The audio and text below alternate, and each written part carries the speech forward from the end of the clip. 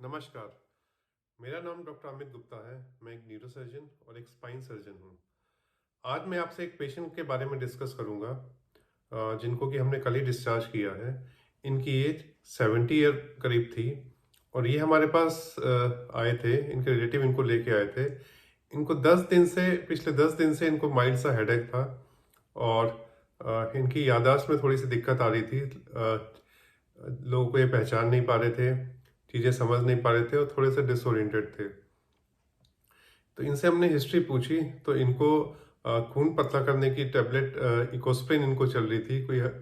किसी हार्ट के डॉक्टर ने इनको एडवाइस किया था, जो कि ये पिछले 2-3 साल से ले रहे थे। और करीब 2 महीना पहले ये घर पे बाथरूम में स्लिप हो गए थे, तो उसकी वजह से इनको सर में जो हल्की सी चोट लगी थी।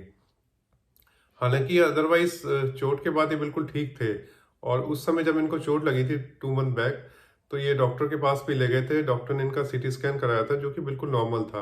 और इनको सर की 2 महीना पहले जो सर की चोट लगी थी उसकी वजह से हल्का सा 2-3 दिन दर्द रहा, फिर वो ठीक हो गया। और अभी इनको 10 दिन से दोबारा इनको ये प्रॉब्लम आई है कि माइल्ड सा हेडेक था। और जब हमने इनको एग्जामिन किया तो इनके सीधे हाथ पाँव में थोड़ा सा पैरालिसिस लगा।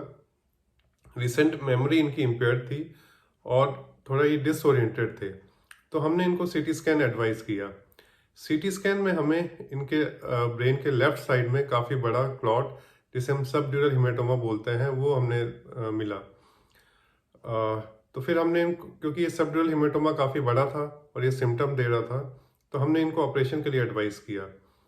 ऑपरेशन में हमने इनके हेड में आगे और पीछे की तरफ 2 छोटे छोटे इंसिजन देके बोन को ड्रिल किया और उसके बाद जो ब्रेन की कवरिंग होती है ड्यूरामेटर, उसमें इंसिजन देके क्लॉट को निकाल दिया और जो अंदर कैविटी थी उसको अच्छे से पूरी इरिगेट कर दिया।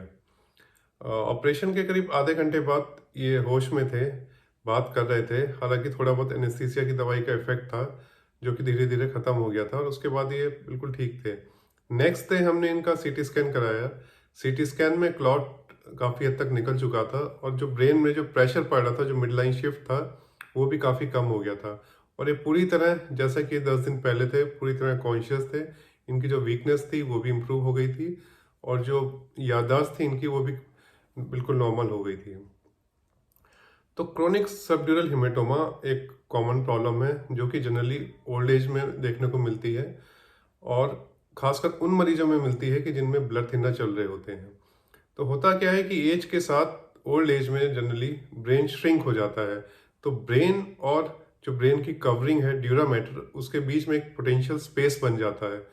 और कभी भी अगर हल्की फुल्की चोट लगी, जैसे कि सर अगर सपोज हल्का सा आप स्लिप हो गए या सुबह उठते समय बेड से सर टकरा गया, दरवाजे से सर टकरा गया, तो जो ये स्पेस होता है उसमें जो वेन्स जो होती है वो टियर हो जाती है, फट जाती है और ब्लड इकट्ठा होने लगता है।